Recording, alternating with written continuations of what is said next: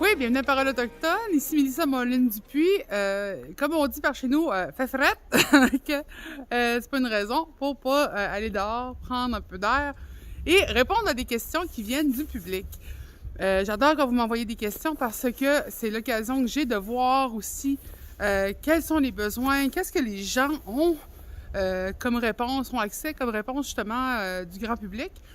Et la question qu'on m'a envoyée cette semaine, c'en est une qui me revient souvent. Fait que je me suis dit, ça vaut la peine que j'en reparle encore, c'est-à-dire les reconnaissances territoriales. La question est extrêmement bonne parce qu'on me dit, qu'est-ce que vous pensez des reconnaissances territoriales qui viennent des organismes ou des organisations? Est-ce que vous avez l'impression que c'est un coup de marketing? Très bonne question parce qu'elle a beaucoup de niveaux.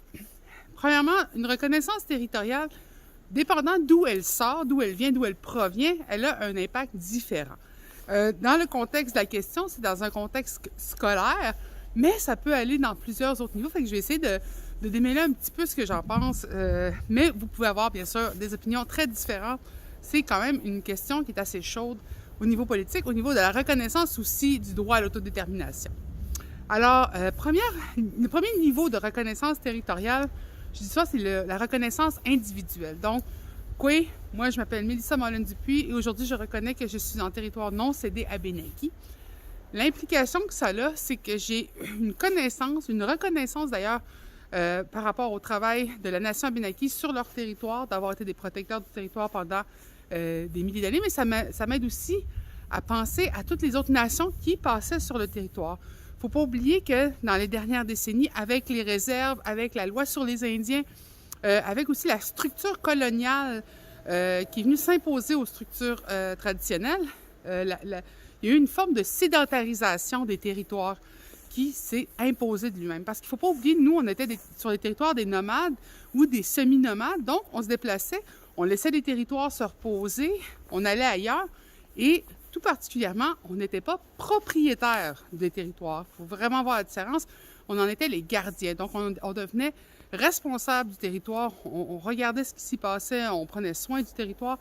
Mais toute cette réflexion-là se fait aujourd'hui, quand on parle en français, en anglais, en espagnol, se fait avec un regard eurocentré de propriétaire ou gardien.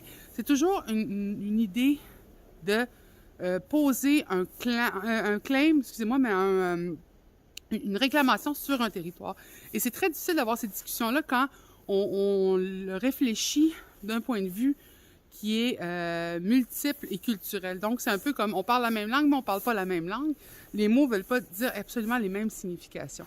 Mais moi, en tant qu'Innu, en reconnaissant que je suis en territoire Abénaquis, je reconnais l'histoire, je reconnais leur place, leur importance, leur rôle de gardien.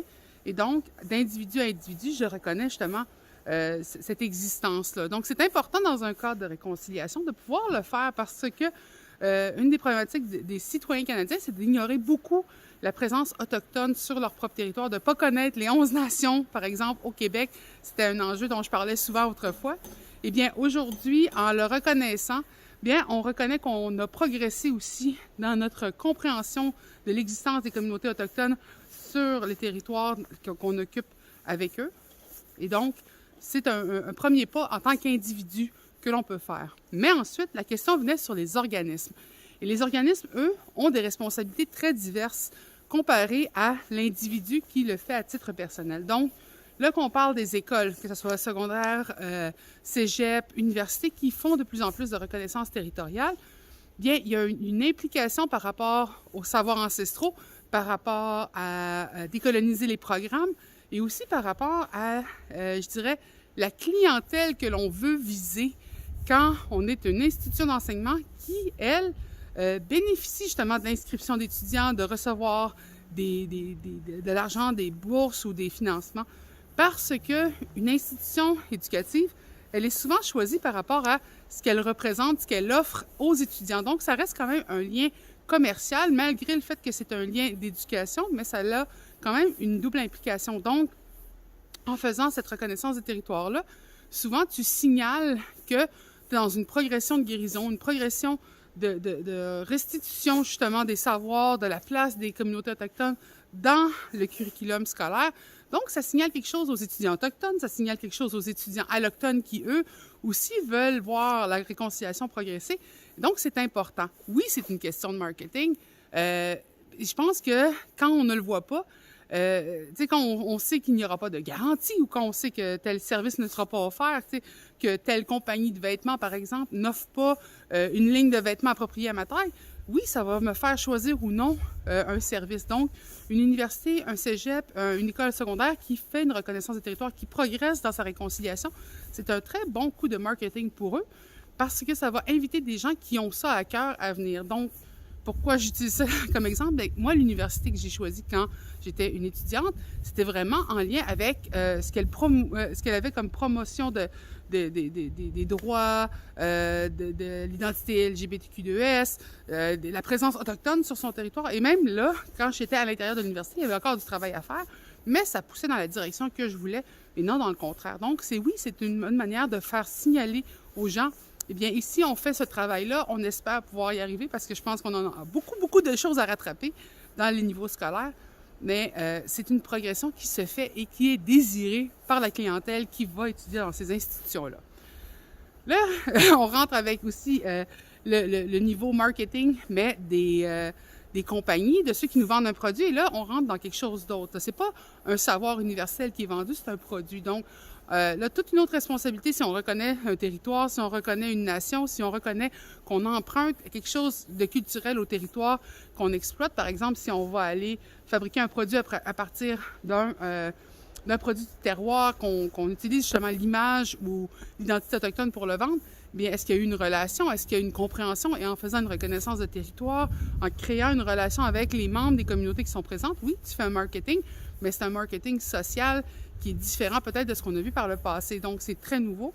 Et là, le dernier niveau que moi, j'aime identifier dans ces 4 grands niveaux-là, c'est gouvernemental. Et c'est là où est-ce que, des fois, c'est plus sensible quand un membre du gouvernement, quand une institution gouvernementale reconnaît un territoire parce qu'elle a un titre un peu plus officiel, un peu plus politique avec les communautés autochtones. Donc, c'est pour ça qu'on a vu dernièrement, justement, au Nouveau-Brunswick, au Québec, au Canada, les reconnaissances territoriales, les membres des gouvernements sont un peu plus frileux à les offrir parce que ça peut être vu comme des attestations de reconnaissance de droits et ces droits-là sont souvent contestés par ces mêmes gouvernements-là. Donc, c'est toujours très, très, très sensible et c'est une discussion qui est encore très chaude. Donc, oui, chaque personne, chaque individu, chaque institution qui fait une reconnaissance de territoire le fait pour une raison X, Y, Z. Il y a une côté de marketing, c'est une manière d'afficher ou de promouvoir une réflexion et ça veut souvent dire qu'il y a un engagement dans cette direction. Donc, entre quelqu'un qui fait une reconnaissance de territoire, quelqu'un qui fait une reconnaissance de territoire sans trop comprendre et quelqu'un qui ne fait pas une reconnaissance de territoire, vous pouvez comprendre qu'il y a des approches qui vont nous permettre de choisir peut-être de façon plus sécuritaire pour les communautés autochtones, des services, des universités, des écoles. Mais il y a toujours du travail à faire et ça, c'est normal. C'est long, une réconciliation. On ne défait pas 150 ans de colonisation en seulement 10 ans. Et c'est quand même une meilleure progression que ce qu'on voyait autrefois quand ils ne pouvaient même pas nommer les nations sur lesquelles leurs universités, leurs institutions se trouvaient. Donc, merci beaucoup pour ta question parce que c'est une question qui a plusieurs niveaux, qui va se passer sur plusieurs paliers et que des gens vont être d'accord ou pas d'accord. Certaines personnes ne veulent absolument pas qu'on fasse de reconnaissance de territoire parce qu'ils considèrent qu'on a perdu une guerre, ce qui n'est pas vrai. Ils considèrent qu'on est des membres canadiens, des citoyens canadiens avec les mêmes droits que les mêmes Canadiens. Pas totalement, parce qu'on est des Premières Nations, des peuples autochtones, et on a des droits qui sont distincts des autres Canadiens. On a des territoires aussi qui sont des territoires de réserve, mais aussi des territoires traditionnels. Donc, la politique canadienne, les droits autochtones commencent à peine à être découverts par le grand public et l'implication des reconnaissances territoriales, selon qui l'a fait aussi. À titre d'individu, je pense qu'on ne perd jamais rien à reconnaître qu'on est sur un territoire parce qu'on fait au moins reconnaissance de la nation avec qui on partage le territoire. Et ça, c'est très important de désinvisibiliser les communautés. Alors, je vous souhaite une belle semaine. N'hésitez pas à nous envoyer des questions parce qu'on adore les recevoir. N'hésitez pas non plus à partager cette vidéo. On est disponible sur beaucoup de plateformes et on va essayer de garder le moral tous ensemble.